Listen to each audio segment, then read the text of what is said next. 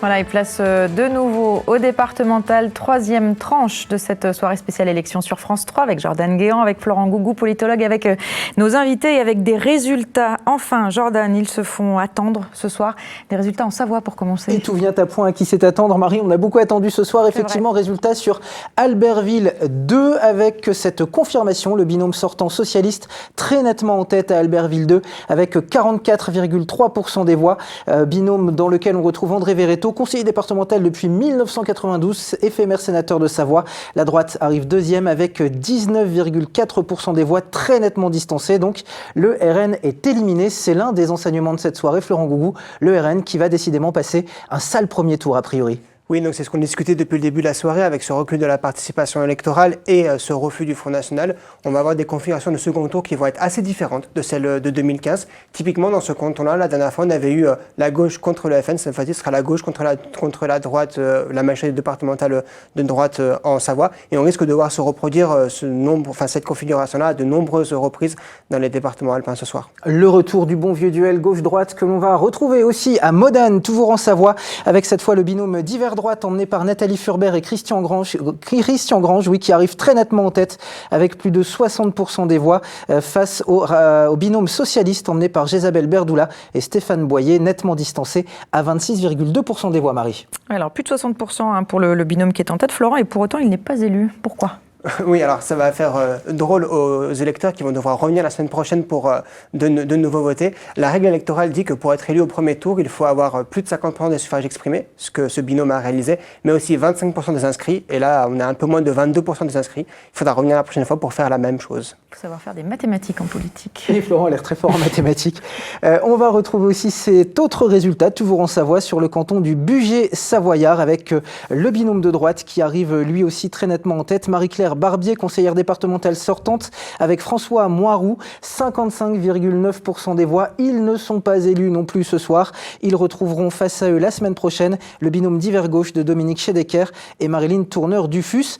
On va retrouver tout de suite depuis la Savoie Vincent Rolland, conseiller départemental sortant du canton de Moutier, député Les Républicains de Savoie. Vincent Rolland, j'imagine que ce rassemblement national éliminé dans les 3 premiers cantons savoyards, c'est plutôt une bonne nouvelle pour vous et pour tous les élus sortants du département, non ?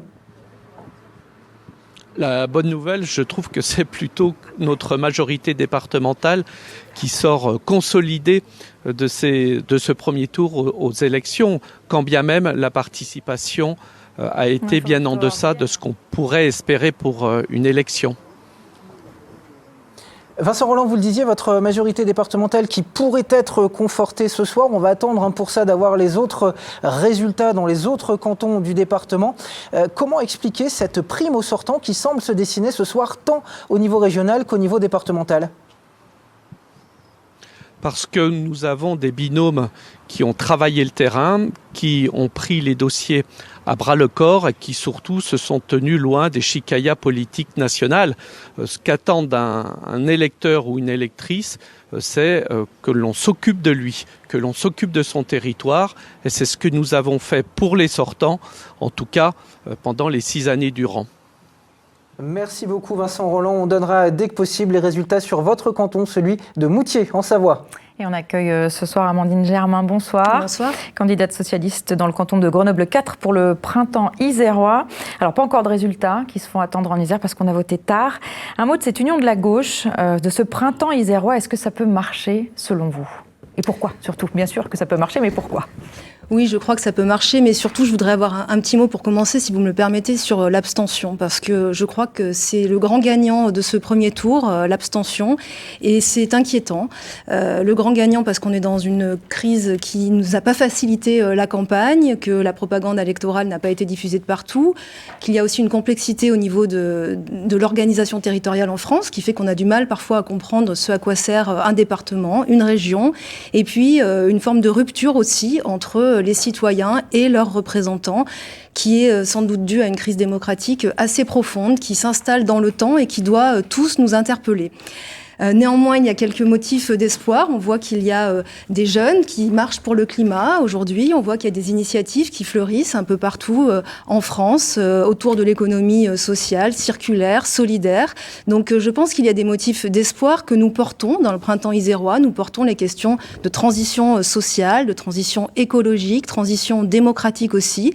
Nous sommes le rassemblement de toute la gauche et des écologistes. Nous portons un modèle qui est résolument différent de ce qui existe aujourd'hui et qui est porté par la majorité départementale. Donc c'est un motif d'espoir, oui. Et le second tour est la semaine prochaine. Rien n'est joué pour l'instant. Ah, ça s'annonce compliqué pour la gauche au niveau régional. Est-ce que vous avez la même crainte au niveau départemental ou pour l'instant, vous restez confiante ? Écoutez, nous sommes confiants. Je crois que le printemps isérois sera présent a priori dans une grande majorité des cantons.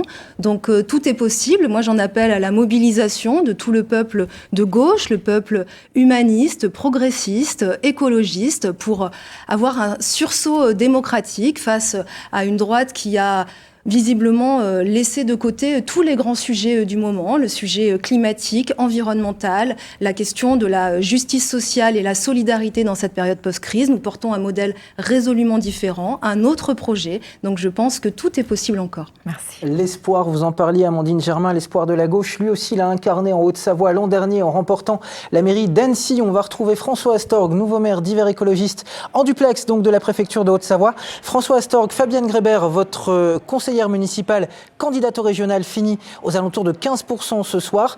Est-ce que cela montre qu'il y a encore beaucoup de chemin à faire pour l'écologie politique dans la région et dans un département comme la Haute-Savoie, malgré votre victoire de l'an dernier ?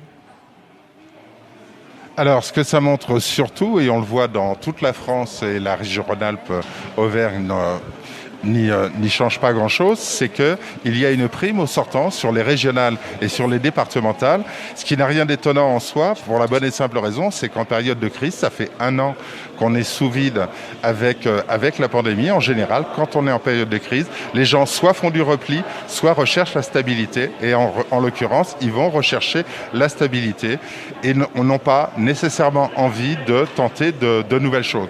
Moi, ce que je note aussi, c'est que Fabienne Grébert sort deuxième derrière Laurent Wauquiez. On disait que l'écologie risquait d'être balayée, ce n'est pas du tout le cas. L'équipe de Fabienne Grébert est très présente et on le voit aussi d'une autre manière sur les départements. François Astorg, vous parliez des départementales. Sur le plateau.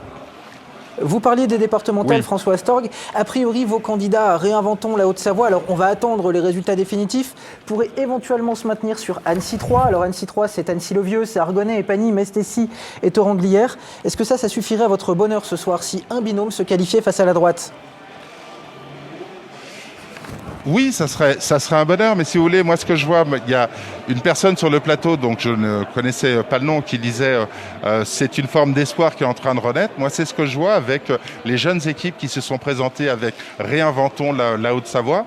Pour nous, c'est un mouvement naissant qui est en devenir, et c'est plutôt une bonne nouvelle. Ils ont fait une bonne campagne, mais comme je vous le disais, aujourd'hui c'est la prime au sortant. On va continuer à travailler, mais l'écologie est toujours présente. Merci beaucoup François Astorg, en direct d'Annecy, dont vous êtes le maire. Merci.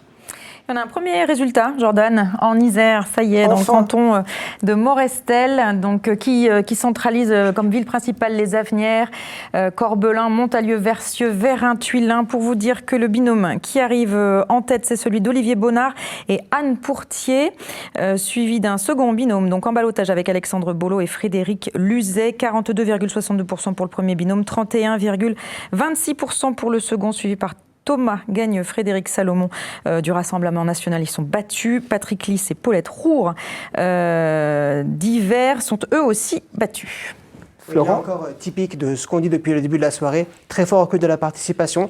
On aura donc le RN s'effondre de 15 points par rapport à 2015, il est éliminé. On aura un second tour gauche-droite, alors que la dernière fois on avait un second tour entre la droite et le FN. J'imagine que tout cela, avec ces candidats RN qui sont éliminés les uns après les autres, c'est plutôt aussi un message d'espoir pour la gauche que vous représentez, Amandine Germain. Vous qui devez avoir l'œil particulièrement tourné, les yeux particulièrement tournés vers le nord du département de l'Isère. On attend d'une minute à l'autre les résultats à Vienne, que vous attendez avec énormément d'impatience, parce que votre collègue Erwan Binet est en lice là-bas. Le RN éliminé, c'est plutôt un bon signe pour vous ? Oui, c'est à la fois un bon signe, mais restons vigilants puisqu'on voit que les Républicains, la droite, a siphonné quand même une partie des voix du Rassemblement national en portant justement des thématiques qui n'ont parfois rien à voir avec les compétences même des collectivités pour lesquelles ils se présentaient. Donc je crois qu'il y a aussi une forme de centre de gravité politique qui se déporte de plus en plus vers la droite extrême, et c'est pour ça que moi j'en appelle au sursaut de tout le peuple humaniste et progressiste pour se réveiller pour ce second tour, parce qu'il me semble que la situation est relativement grave. Alors si la droite en Savoie garde le sourire ce soir, on l'a vu avec Vincent Rolland, si la gauche garde l'espoir en attendant les premiers résultats isérois, la République En Marche, elle, passe une très très mauvaise soirée ce soir. C'est ce qu'a confié à notre équipe Didier Rambaud, conseiller départemental sortant du Grand Lens en Isère, qui n'est pas candidat à sa succession, mais qui n'a pas la mine des Beauvours non plus. On l'écoute. Pour la République En Marche, c'est pas une bonne soirée, tant pour les régionales que pour les élections départementales. C'est encore plus difficile, les élections départementales, parce que ce sont des élections très locales, qui méritent d'avoir un ancrage local. Et d'ailleurs, on le voit à travers les premières tendances que j'ai ce soir, que seulement sur un canton où nous devons être présents, c'est celui du Grand Lens. Comme par hasard, c'est là où nous étions sortants, c'est là où nous étions implantés. Donc ça veut dire, moi, c'est le message que j'adresse à tous mes amis, tous les adhérents de la République En Marche. Voilà, c'est un long travail de s'implanter territorialement. On l'a vu au municipal.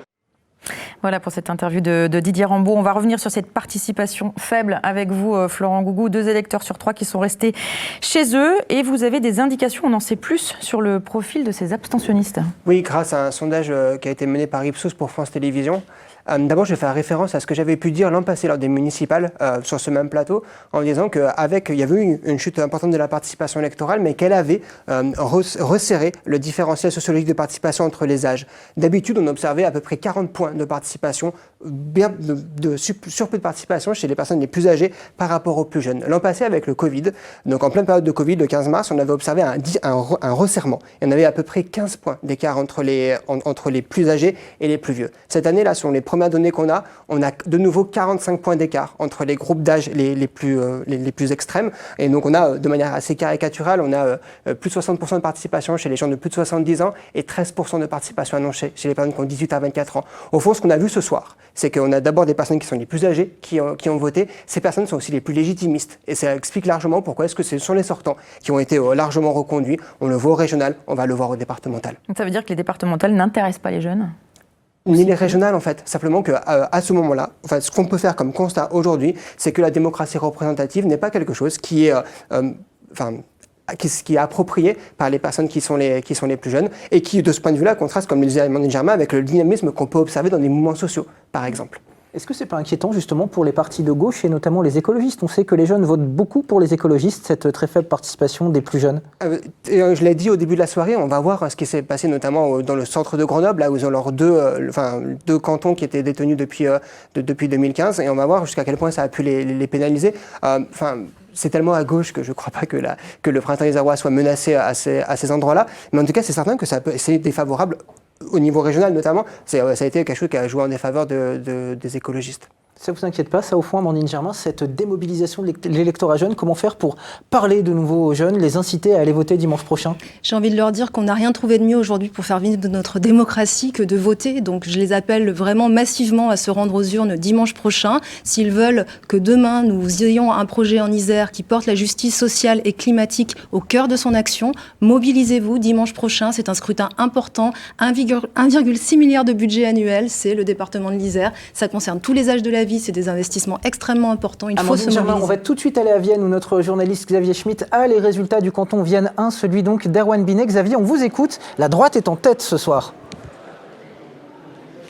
Oui, c'est une relative surprise. Alors, ce sont des résultats qu'a donné le maire de Vienne, Thierry Kovacs. Je vous les donne bruts, tels qu'il nous les a annoncés. C'est 44,9% pour le binôme de la majorité départementale, 34,7% pour le printemps isérois, l'Alliance des gauches, et 20,4% pour le Rassemblement national. Alors, comme la participation est très très faible, comme un peu partout, autour de 30%, eh bien, le Rassemblement national est éliminé pour le second tour de ces élections départementales ici à Vienne.